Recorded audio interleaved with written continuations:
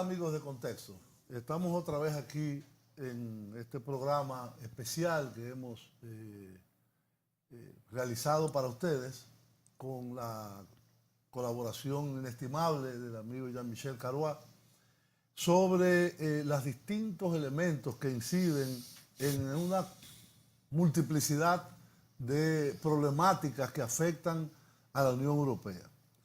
Hemos visto la relación con la OTAN, hemos visto el ascenso de la ultraderecha en el anterior, las tensiones entre Estados Unidos y la Unión Europea, que no solamente son en el terreno comercial, sino en otros terrenos. Ahí comentaba Jean-Michel que el que fue el estratega fundamental de la campaña de Trump y después asesor principal en la Casa Blanca, Steve Bannon, se ha trasladado a Bruselas para hacer un movimiento paneuropeo de ultraderecha.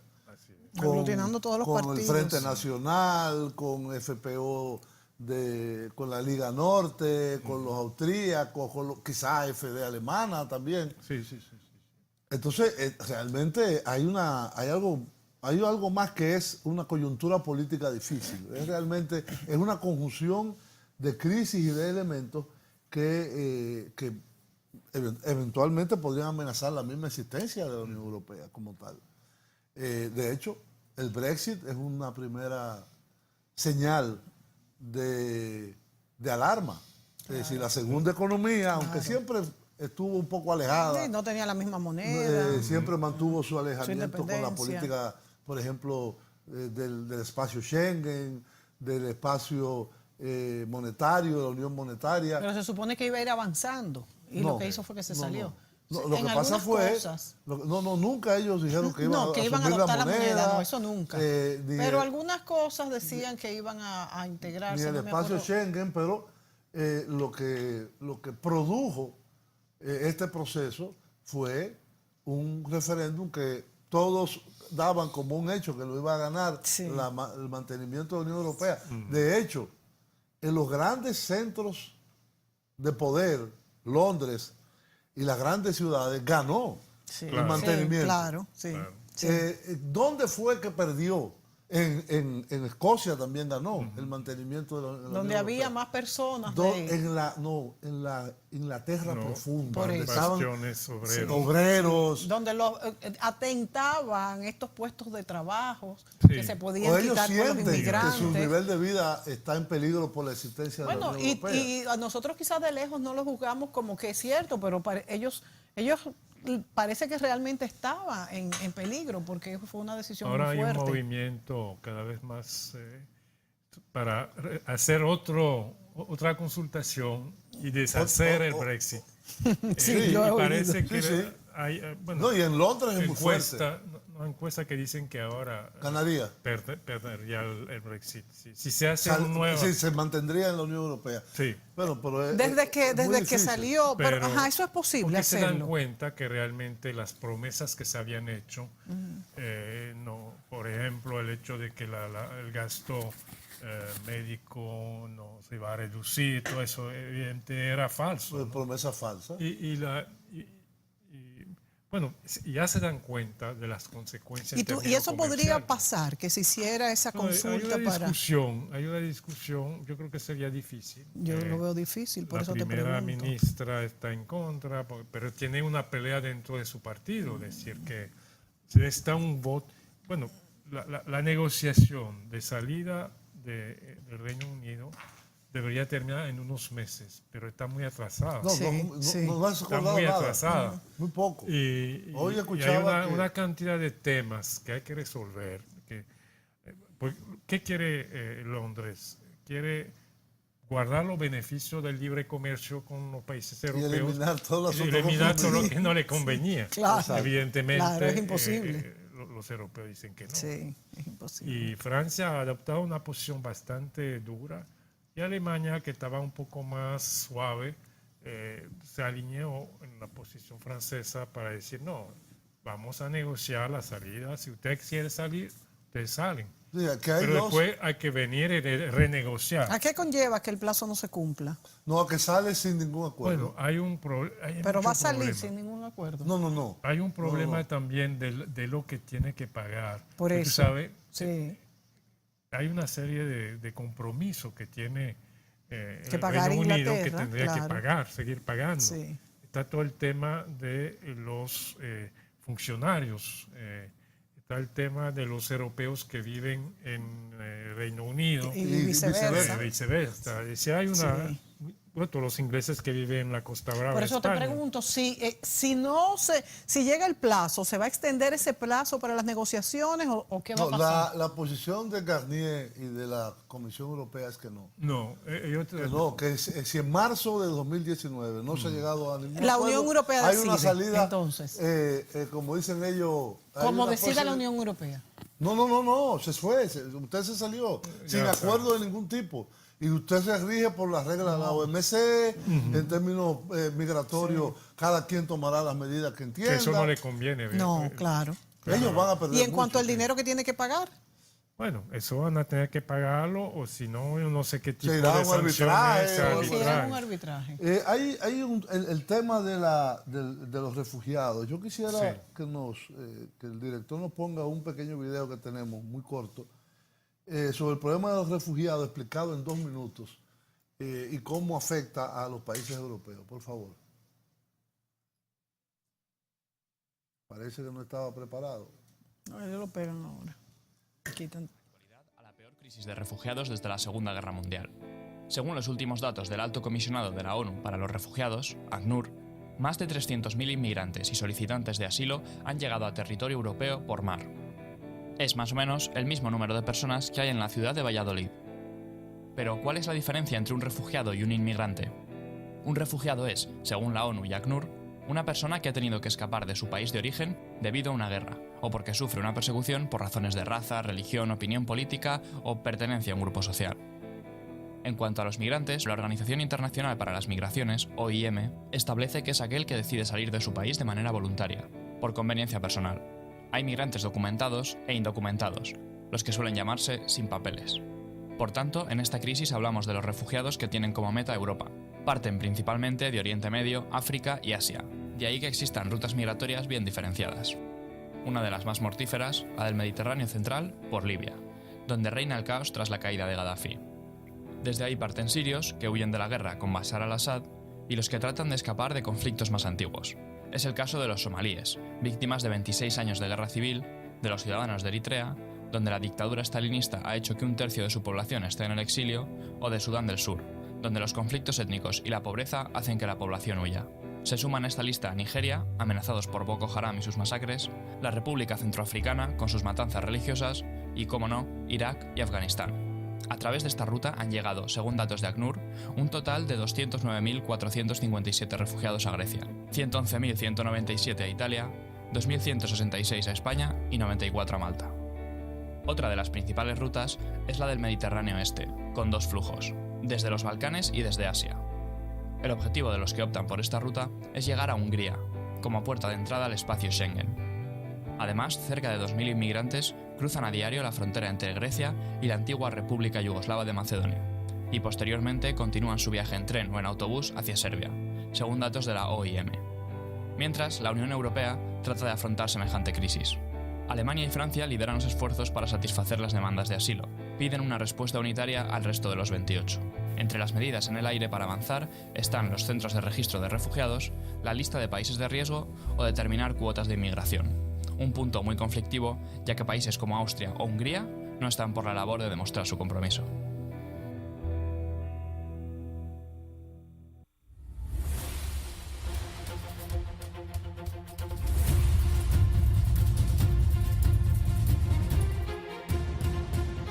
Bien, Jean-Michel, ¿qué te parece? Sí, no, está bien hecho ese. Explica bien la situación. ¿De dónde Yo creo viene? que Muy bien. exactamente, los flujos. Sí. Y el tema fundamental es que Europa no ha podido definir una posición común frente a esos flujos migrantes. Hubo varios intentos de repartición de cuota, ¿no? por países. Se hicieron acuerdos. Se hicieron acuerdos que nunca fueron Que no respetados, fueron cumplidos. sobre todo por los ex países de la Unión de la Europa Oriental. Los países más renuentes a aceptar refugiados son Polonia, Hungría, como decía, Austria también en cierta medida, y eso ha creado inclusive amenazas de sanciones, pero que nunca se han cumplido.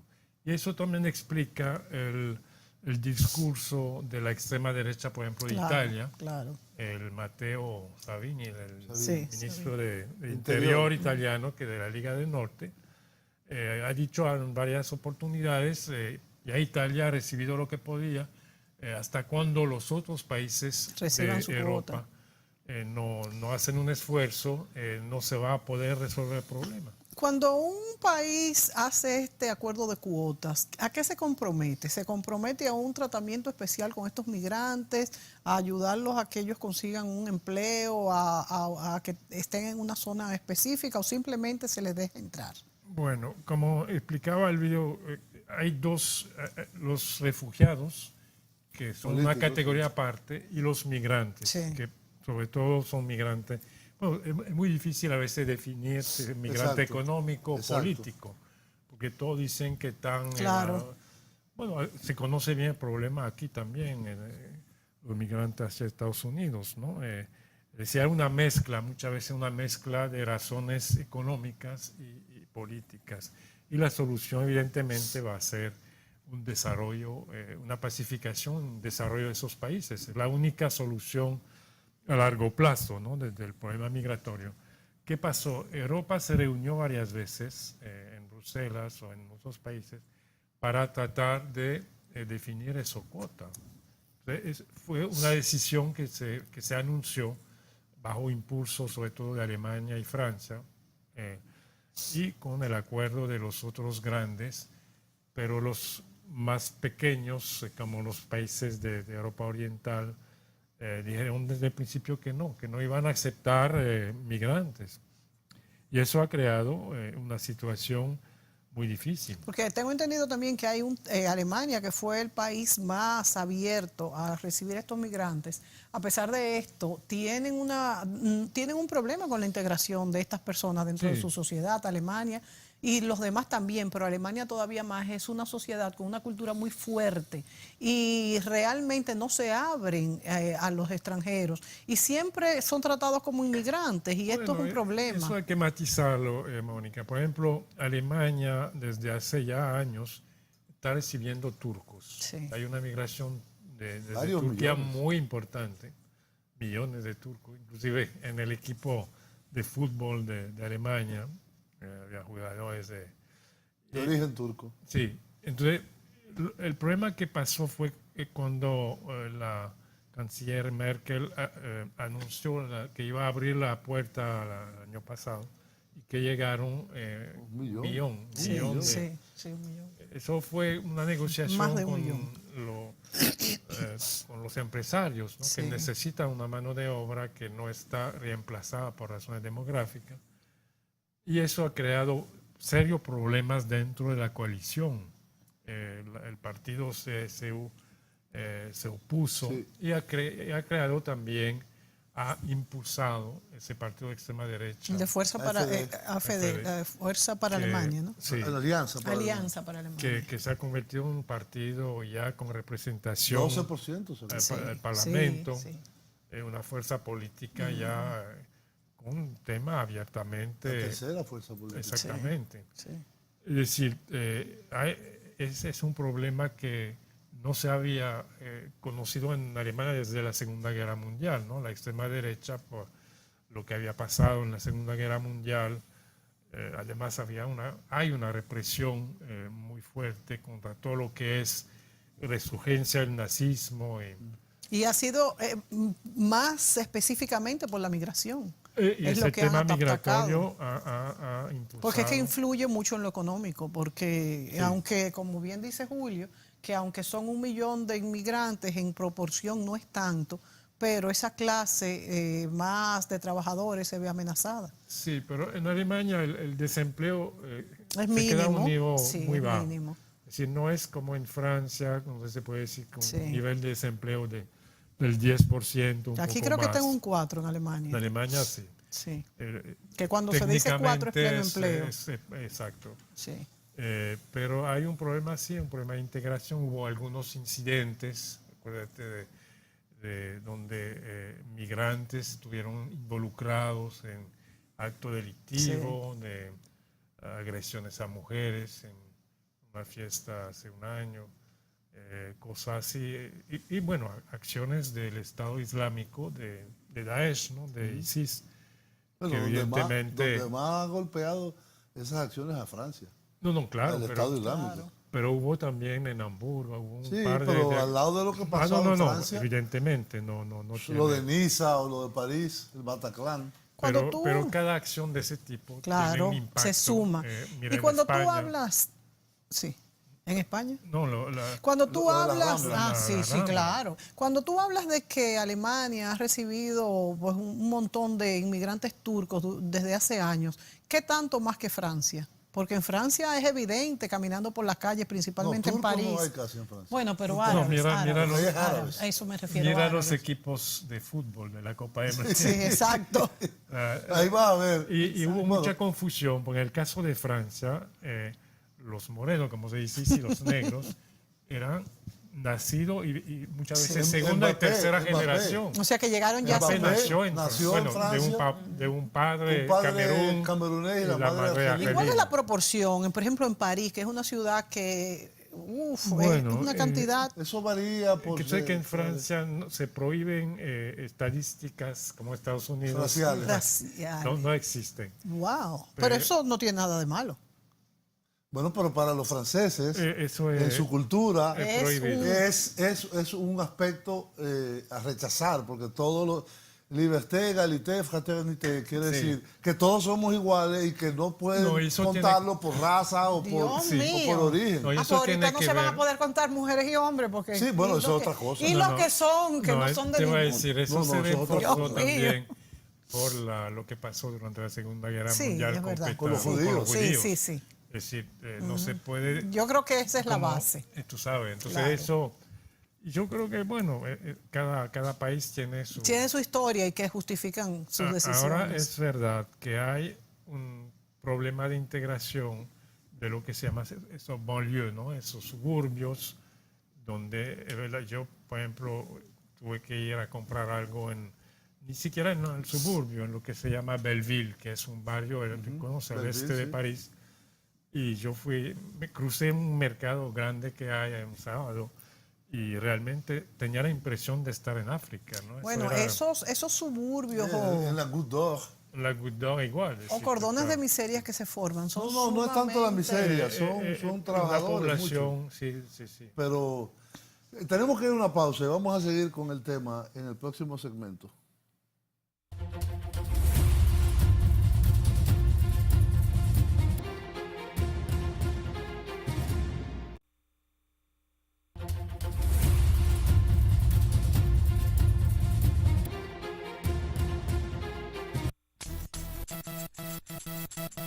Hablar de socialdemocracia, la crisis de la socialdemocracia, para mí es hablar de la crisis de los años 70 y de lo que la socialdemocracia, esa marca llamada socialdemócrata, gestiona en los años 80. La crisis de la socialdemocracia tiene que ver con el carácter irreformable de este capitalismo. Los representantes más exitosos de la socialdemocracia reniegan de la misma base de la socialdemocracia. No es solamente que las condiciones externas o las condiciones económicas del capitalismo y la geopolítica en general no permitan la apuesta socialdemócrata, sino que las condiciones políticas son completamente distintas. En el marco de la Unión Europea y el euro no hay ningún espacio para pretender ningún ámbito de reforma.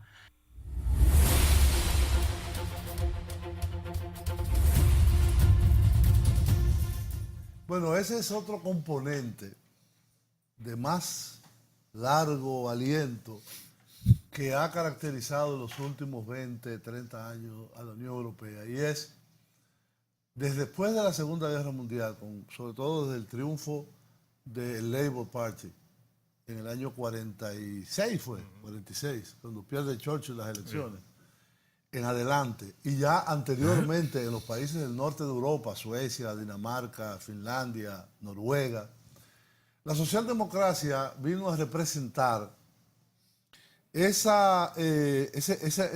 aspecto social del capitalismo y de derechos adquiridos de los trabajadores, pensiones, salubridad, servicios públicos de energía, servicios que no existían públicos, antes. que antes eran muy precarios. Hay que entender que antes de la Segunda Guerra Mundial, bueno, en Francia con el Frente Popular, con el Frente Popular, es que se crean los primeros sistemas. Son los únicos. Pero es después de la Segunda Guerra.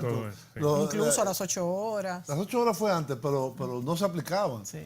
Entonces la socialdemocracia, en un momento, recuerdo Peña Gómez hablando aquí de la socialdemocracia, era, diríamos, la marca Europa de contrato social. Así es, así es. Vamos a verlo de esa manera. Bueno, hay la socialdemocracia alemana, que fue, diríamos, una de las más importantes. Sí, con sindicatos muy fuertes. Sindicatos muy fuertes. La socialdemocracia en Francia, un poco más a la izquierda. Con Partido Comunista fuerte. En después la influencia del Partido Comunista también, pero sobre todo el Partido Socialista en Francia, que dominó la vida de los últimos 30 y pico de años de la política francesa. El PSOE en España, que digamos creó el modelo que se desarrolló post-Franco. La socialdemocracia en Italia, que primero fue el Partido Socialista y después fue el ex Partido Comunista, que se llamaba Partido Democrático, o se llama. En general, en Holanda, en Bélgica, en todos los países, la socialdemocracia fue el elemento de cohesión entre las clases populares y el capitalismo. Ahora, ese espacio, después de la crisis de los 80 y los 90, la crisis económica, o el cambio de modelo, más que crisis, el cambio de modelo hacia el modelo neoliberal, ha desaparecido. Y con ello, el sustento de la socialdemocracia también ha desaparecido. Es decir, en Alemania ha pasado a ser una fuerza casi de muy segundo orden, un 20%, cuando sacaba 40 y 45. En España, a pesar de que Pedro Sánchez llega por una coyuntura al poder, es un partido que sacó 22% en las últimas elecciones y llegó a sacar en un momento 45%. En Italia también hay una crisis profunda. Lo que pasó en Francia el 6% de Benoît Hamon, es realmente ya el colapso total. Hay algunos destellos de una nueva socialdemocracia, que sería el caso de Jeremy Corbyn, y otros fenómenos parecidos como estos, pero que no son totalmente típicos de la socialdemocracia, y mucho menos el caso de el amigo francés de la France Insoumise, Mélenchon, que viene del Partido Socialista, pero que tiene una posición un poco más radical. Ese elemento de la ausencia de este espacio, o la ausencia no, el debilitamiento muy fuerte de la socialdemocracia en la Unión Europea, se agrega también a la crisis del modelo político, porque la derecha no satisface todo. La derecha, digamos decir, normal. Media. La derecha no. ¿Y quién toma ese espacio? La ultraderecha. Entonces, esto realmente es una... Bueno, en el caso de Francia, el centro de Macron indefinido. Bueno, ese es un fenómeno ahora. Porque por eso ganó, ni los gaullistas, ni los liberales, ni la socialdemocracia en Francia llegaron al poder. Sí, vamos a ver lo que pasa en Alemania, en España. Todavía yo creo que es un poco temprano, ¿no? Para saber. ¿Y por qué entonces fracasa el modelo de la socialdemocracia? No, yo creo que lo interesante, yo creo que hay dos factores importantes que explican un poco esa crisis de la socialdemocracia, ¿no? Primero, el ejercicio del poder. Los gobiernos socialdemócratas gobernaron igual que los gobiernos de centro derecha, ¿no? Básicamente con no hubo mucha social, diferencia, ¿no? Con un componente social. Pero acuérdate las 35 que horas en Francia. La bolsa nunca se portó mejor que con Mitterrand. Es decir, yo creo que para el pueblo, la masa votante, realmente No hubo diferencias. No hubo grandes diferencias. Y todo el discurso del Frente Nacional, por ejemplo, en Francia, era de decir que el PS, el Partido Socialista, y el PR, los republicanos, que se llamaba, eran lo mismo. Poco, entonces, eso fue en el plano político. Yo creo que la falta de diferenciación tuvo O sea, su- en la práctica y- se comportaban igual, ¿tú crees? Bueno, tenía que Básicamente. gobernar con un margen de maniobra muy estrecho. Ese fue el problema. Porque Bruselas Sí. había que respetar, hay que respetar, por El ejemplo, Maastricht, todos los el consenso de Maastricht, el las porcentaje políticas. del PIB, del déficit, todo eso limitaba, ¿no? Y el segundo problema que tuvo que enfrentar la socialdemocracia fue la crisis del Estado, del welfare state, ¿no? Exacto. Es decir, ¿qué es la socialdemocracia? Es el welfare state, básicamente. El estado de Es decir, bienestar. el estado del bienestar, todos esos beneficios sociales de pensiones, de seguro social, de todo eso, que entró en crisis. Ese sistema entró en crisis por razones demográficas, porque ya hay más externas viejos que sí, porque jóvenes. te iba a preguntar a qué costo tenían que seguir las leyes de Bruselas, porque también hemos visto que cuando no se siguieron, los estados cayeron en default. Ujú. O sea que tampoco era la No, solución. dentro del sistema europeo tú no puedes escapar. El tema de Grecia, por Sí, ejemplo, por eso, tú tienes está que ahí seguir la latente. política de austeridad para beneficiar de lo... Y yo creo que un tema interesante es ver que esa crisis en Europa, por el contrario, se ve en Estados Unidos lo que llaman los New Socialists, ¿no?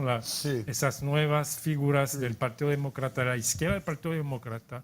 Cuando tú ves los discursos de ellos, es básicamente socialdemócrata. Sanders, sí. Es decir, Sanders y esa joven Alexandra Ocasio. Sí, esa es del que grupo de la nueva Sanders, sí. estrella de la política. Toda la izquierda demócrata de Estados Unidos aspira realmente a un modelo socialdemócrata. Sí, sí, y lo han En dicho. que- Sí. No, claramente. Y lo han dicho. Cuando tú le Lo que pasa es que en preguntas, Estados Unidos ¿qué es? nunca hubo modelo socialdemócrata. Por eso Nunca mismo. lo hubo. Quizás El modelo es Canadá y Europa. Roosevelt, sí, quizás Roosevelt fue el que introdujo Sí. la seguridad social y después Johnson también agregó algunos elementos Algunos de reforma, elementos, pero pero- muy No, Obama trató con el tema de De la- seguro social. Pero ahora mismo estamos más de la lejos que salud. nunca en Estados Unidos Pero de ese Trump modelo. está- ¿Perdón? Estamos más lejos que nunca en Estados Unidos Claro, de ese porque modelo Trump ahora. está No, ahora con Trump sí. desmantelando Ahora- Con todo Trump lo que- sí. Pero hay un mal de fondo en los Estados Unidos que está impulsando a esa ala, vamos a llamarle izquierda, del Porque Partido se Demócrata. dice socialist. que se Socialist. dice Sí, socialista, socialista, sí. Democrat Socialist. que la socialdemocracia. Exacto. Y de hecho Sanders se reclama socialdemócrata. Él dice, yo soy un demócrata socialista. Eso me parece interesante ver cuando entra en crisis en Europa que nadie quiere definirse como Sí, socialdemócrata. sí. Es el momento cuando En Estados porque Unidos. el mismo Corbyn en Inglaterra es un poco diferente, es decir, la tradición del Labour, ¿no? Del partido. Bueno, pues, como siempre, los ingleses tienen su peculiaridad. Exacto, exacto. Eso te iba a Además que decir. tiene mucho problema por el antisemitismo del Sí. partido. Sí. Ahora, Sí, hay una crisis antisemitismo. seria del partido Laborista. por algunos declaraciones Pero el antijudías. antisemitismo es fuerte en Gran Bretaña. No, pero De ellos. Nunca lo lo fue. están acusando al Labour de estar. Pero una controversia. según yo he leído, yo no lo sigo con tanta constancia como otros países como Francia o España. Si hubiera elecciones, gana el Labour ahora. Bueno, la situación está. Hay una gran confusión por lo del Brexit. Sí. Yo creo que la misma división del partido conservador, de los Tory, ¿no? Sí. Entre los pro y los anti-Brexit. Los ha debilitado. Claro. Sí. Bueno, en términos electoral, yo creo que Sí. habría una sanción de tipo como Johnson, por ejemplo, Boris Johnson, sí. y el partido Farage, ¿no? que impulsó el Sí, Brexit. pero eso se disolvió porque su No, por único eso. objetivo era el Brexit. pero en un momento tenía una fuerza electoral que Sí. yo creo que es muy confusa. Además, el sistema electoral inglés es un sistema muy poco justo, vamos a decir. Sí, no, claro. Es decir, a las minorías las arrasan totalmente. Tú puedes sacar un 8% y tener 0 diputados. Exactamente. Como ha pasado en Francia también. Con el Frente Nacional te saca en la presidencial 21% y después va a las parlamentarias. Wow, pero 21%. Mucho. Ajá, por eso. Pero, y Macron lo que sacó fue 23. Sí. Es decir, en la primera vuelta de elección presidencial fue, no digo un triple empate, pero el que más sacó un 23 y el que menos sacó un 19 de los cuatro. Fue muy cercano. Muy cercano, muy cercano. Entonces, el sistema mayoritario francés, que se aplica además a las elecciones de alcaldes, de diputados, de senadores, de todo, cuando fueron a hacer las elecciones que se hacen después de las presidenciales al Congreso, ¿cuánto fue que sacó el Frente Nacional? Como 4 o 5 diputados, algo así, de 600. No, un poco más. Pero no, hay un tema, señores, que no tocamos, que es muy importante en nuestra discusión, que el tema de las elecciones europeas, que viene en mayo del 2019, el año que viene. Y ahí hay una representación mucho más proporcional. Sí, es bastante más proporcional. Y eso, el temor de mucha gente es que le va a dar más impulso a esos partidos de extrema derecha. Y precisamente lo que Steve Bannon está tratando de hacer es la perspectiva, ¿no? Esa federación de partidos de extrema derecha. Para que tome más lugar. De la elección. Ha habido intentos, pero son en marzo. Siempre entre ellos se pelean. En mayo del 2019. Entre ellos se pelean. Hay un problema de liderazgo entre el Frente claro. Nacional y los ingleses. Sí. Y de hecho en el Parlamento formaron 2 bloques distintos. ¿Cómo es la votación? Inclusive dentro del mismo Frente Nacional está la sobrina. Ah, sí, Marion Maréchal. Sí, Marion Maréchal, que invitaron del grupo de Steve Bannon. Sí. ¿Asistió? Bueno, se dice que está participando en ese movimiento, ¿no? Que está armando... Bueno, hay un problema muy serio porque el papá es enemigo de ella ahora. De la hija. De Marine. De Marine. Jean-Marie Le Pen es enemigo de la hija. O sea, a muerte. De hecho, lo expulsaron del partido. Lo sacaron del partido. Sí. Y ahora Marion Maréchal Le Pen, que es la sobrina... Está en contra de ella también. Entonces, hay una situación bien difícil. Vamos a la pausa y volvemos en el próximo segmento.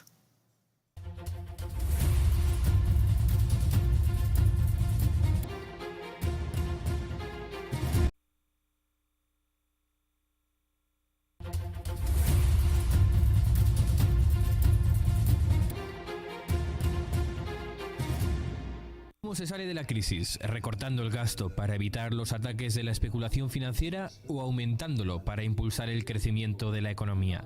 Esa es la gran pregunta abierta en Europa y depende de a quién se le pregunte, la respuesta cambia. Los países de la zona euro tienen que continuar con los ajustes estructurales y del presupuesto que se imponen. Exigió este miércoles Draghi, que con sus intervenciones en los mercados mantiene a España e Italia por el momento fuera de los rescates. Pero la Comisión Europea, el brazo ejecutivo que hace propuestas a los gobiernos, opina de otra manera. Necesitamos complementar las medidas de consolidación fiscal con crecimiento. El crecimiento es la respuesta. Necesitamos inversión dirigida a las áreas que pueden promover el crecimiento.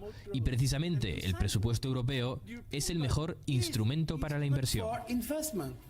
Por ese motivo, las instituciones europeas han propuesto aumentar el presupuesto para el año que viene en un 6,8%.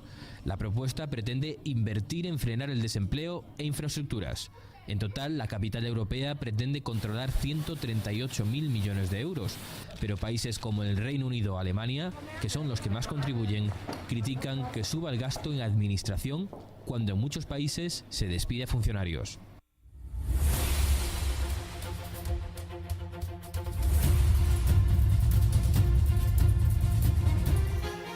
Bien, amigos, ahí veíamos un video un poco anterior, porque estaba Barroso y estaba... Sí. Draghi todavía sigue en el Banco Central Europeo. Pero en esencia, lo que planteaba es las dos alternativas. O se expande el gasto, Que fue lo que hizo Estados Unidos. y se salió crece más en base rápido. y se sale de la crisis en base a expandir el gasto, o se constriñe el consumo y por lo tanto se adopta una política neoliberal. Que fue lo que hizo Europa al principio. Lo que ha hecho hasta ahora. Sí. Lo que ha hecho ha hasta soltado ahora. un poco. Y luego. evidentemente ahí hay, eso no es una opinión única, eso es una opinión en la cual Alemania tiene un peso fundamental y los ministros de finanzas alemanes de la coalición gobernante tienen una opinión básica, donde algunos países de Europa del Sur se resisten, Francia en parte, no digamos Grecia. Bueno, Grecia sufrió muchísimo. Bueno, con Grecia esto. sufrió un varapalo Claro. terrible y le impusieron ese programa, que por cierto ahora salió del último rescate ya. Italia, España, Sí. Portugal. Sí, España también, pasó muy mal. Entonces, ha habido, diríamos, una política que en esencia se ha centrado en mantener políticas restrictivas para Constreñimiento del gasto. para constreñir el gasto y para, diríamos, mantener el poder adquisitivo del euro, no devaluar y, diríamos, la devaluación hacerla por el mercado de trabajo y de la capacidad de compra de los ciudadanos. Hay países donde la capacidad de compra ha caído, en el caso de Grecia, creo que un 35%. Sí. Y el desempleo ha subido en el caso de Grecia llegó a 30 en un momento y ahora está como en 21. En España llegó a 25 y ahora está como en 16 o 17. Ha bajado, pero a un ritmo muy, muy moderado. Y sobre todo empleos muy precarios. Así Que ese es uno de los problemas. Es decir, se crea empleo, pero no un empleo De remunerado y productivo en el sentido de lo que eran los antiguos empleos industriales o los antiguos empleos en servicios que tenían mucho más remuneración. Eso todavía mantiene a la Unión Europea en una crisis existencial, porque hay fuerzas tanto de la ultraderecha como de la izquierda que plantean salir de esas políticas, unos saliéndose de la Unión Europea y Sí. los otros cambiando las políticas. Sí, no. Vamos a ver lo que pasa en Italia, por ejemplo. Ese es un caso Porque, importante. bueno, como decíamos al principio, los dos partidos de la coalición que gobiernan en Italia decían que querían salir del euro, que querían... Exacto, y una vez ahí ya... bueno, ya que están en el gobierno no se menciona tanto, Claro, ¿no? Ese tema. es un discurso también. Claro, claro. Yo creo que hay realidades, ¿no? De que el mismo Frente Nacional en Francia, Marine Le Pen, durante mucho tiempo decía hay que salir del euro, hay que salir. Y de hecho obtuvo más votos siendo más moderado. No, y cambió Por eso su cambió posición, su cambió su discurso. posición antes de la elección presidencial, que no le permitió ganar, pero por lo menos Fue la segunda. se dio Fue la cuenta. segunda Fue la vuelta. segunda. No, y fue la Exactamente. exacto, fue la segunda fuerza. Yo creo que, bueno, evidentemente la salida del euro para un país tendría consecuencias a nivel, bueno, una devaluación brutal de su moneda, que sería el caso. por Que yo no ejemplo, creo que a nadie le convenga. Sí, hay países que sí. Yo no creo. Bueno, Claro que sí, a son Europa del países, Sur le conviene. Julio, son países que tienen Claro, deudas muy claro. importantes. Entonces, La si tú deuda, devalúas tu moneda Claro. para repagar esa claro, deuda, es imposible. el costo de repagar la deuda se va a incrementar de manera brutal. Eso que Las deudas tomadas de los mercados tú no la internos- pagas, tú sabes. Exacto, no la tú la pagas. No, tú es la que es pagas. impagable. Pero tú la pagas. Si tú tomaste endeudamiento, que la gran mayoría de los países así lo hacen, en sus mercados internos, es decir, tú los... No. En el caso de Europa son gran parte de la deuda Alemana. alemana o europea en general. Es decir, Sí, pero europea no es un país. No, entre Alemanes y franceses. Por ejemplo, Bancos. Italia, bancos alemanes y franceses. Sí. Es decir, tú tendrías, si Italia sale del euro, tendría que pagar con su lira devaluada de un 50% o más una deuda enero francés y enero alemán. Es decir, Sí, el problema es que el decir, instrumento de la política neoliberal ha sido la moneda, Exacto. ha sido el euro. No, por supuesto. Y de la parcial destrucción de sectores de la economía, como el sector industrial. Cuando yo estaba en Francia, pero eso el sector siderúrgico francés era gigante y hoy no existe. Sí, pero eso no es culpa del euro, Julio. Eso es la culpa de la globalización, globalización, claro. de Bueno, la competencia Y china. el euro es parte de la Claro. globalización. Sí, pero la tú no podías competencia. mantener con el sistema que decíamos de beneficios sociales, con el costo de la mano de obra europeo. Sencillamente tú no podías competir con la siderurgia de la India. Inclusive o tú de puedes China. mantenerte en el euro, pero el euro no se evalúa porque los alemanes no quieren. Mira, lo que está haciendo Porque no Trump, quieren a los alemanes. Julio, lo que está haciendo Trump ahora, O sea, es más o menos lo tarifas mismo. aduanales, es lo mismo. Y eso va a ser un fracaso. Todo el mundo sabe que él no va, mira, reabriendo mina de carbón, por favor. Es decir, lo que está... La Alemania lo está haciendo también. No. Alemania Está reabriendo minas No. de carbón. está tratando de salir, pero evidentemente ellos, nuclear, ellos eso. ha salido del nuclear por razones internas, ¿no? El peso de lo verde y cosas. Pero Alemania es el país donde la energía solar es la más desarrollada, y eólica y solar. Es decir, están tratando de desarrollar el tema renovable, pero evidentemente saliendo del nuclear no pueden de una vez cerrar el carbón, que es el objetivo. Ya los bancos alemanes no financian carbón, eso lo sabe Punta Catalina aquí. Sí. Es decir, hay una decisión de los bancos europeos, Sí. inclusive alemán, que ya no se financia el carbón, porque hay una política europea clara Sí.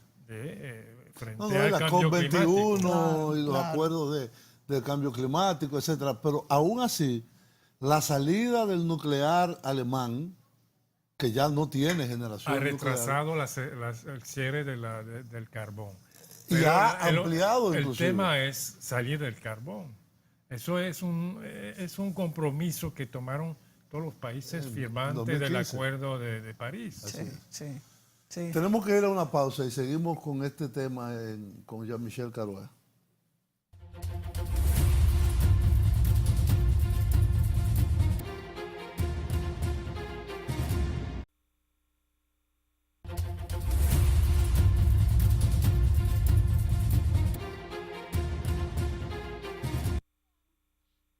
La Unión Europea siente que la crisis italiana le puede estallar entre las manos y ha optado por cerrar filas en torno a la decisión del presidente Sergio Mattarella de vetar al ministro de Finanzas, crítico con la moneda única. Según el líder del grupo socialista, Mattarella ha hecho un gran trabajo para defender a la sociedad italiana, la economía italiana y el futuro de su país en Europa. Pero el alivio podría ser solo pasajero. Hace 3 años la crisis griega hizo tambalear Europa, a pesar de ser un país con poco peso financiero.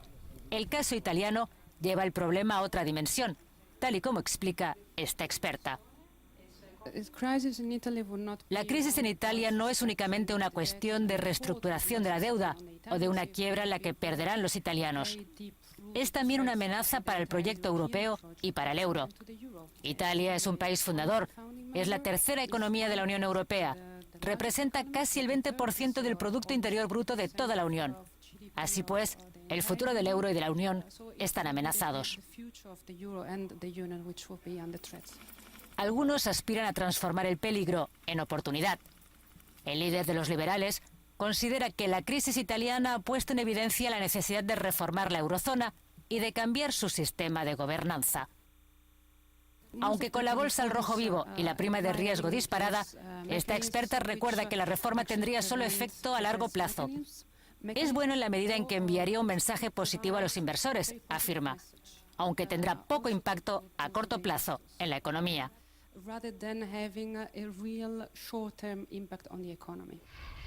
Finalmente, el presidente italiano ha optado por un tecnócrata para dirigir el gobierno, Carlo Cottarelli, quien tiene muchas cartas para gustar en Europa, pero su casi imposición podría alimentar el euroescepticismo italiano.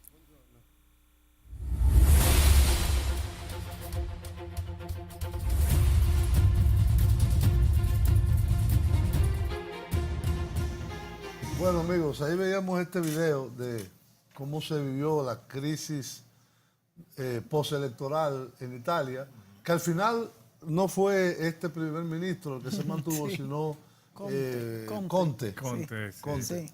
que es un Que fue más hombre un desconocido, Un abogado. un abogado, profesor universitario, y fue un compromiso entre los partidos de la Alianza Cinque Stelle y Liga Norte con el presidente Mattarella. Sí, sí, que fue el que Entonces, decidió. también cambiaron la posición del ministro de Finanzas, que era abiertamente contra el euro, pero lo dejaron en el gabinete. Sí, Es ministro de Integración Europea ahora. Oye, Es ¿qué? difícil saber lo que va a pasar. Wow. Sí, los señales son confusos. No sabía que ese era el puesto que le habían dado Ministro de de integración europea. Oh. Sí, sí. Esa fue la posición que tuvo. Wow. Otro profesor también bastante mayor, Sí, sí, como de sí. 80 años. Sí, muy preparado. Es un Bueno, profesor medio de desconocido. economía. Sí. Entonces, en esa situación se encuentra un país clave de la Unión Europea como Italia, que si bien no es la primera economía, si sacamos a Gran Bretaña sería la tercera, Sí. pero Alemania, es un país, Francia. dice que un tercio, o un poco, 20%. un 30%, 20%. 20 fue que dijeron. Sí, 20. 20% del PIB de la Unión, Sí. o de la zona euro será. No, de la Unión. De toda la Unión. De la zona euro será más entonces. Sí. Es en Italia. Yo sé que España es como el 17% del PIB, o el 16%, algo así. Es menos que el de Italia. No, es importante. Bueno, todavía no se sabe realmente lo que va a ser la política.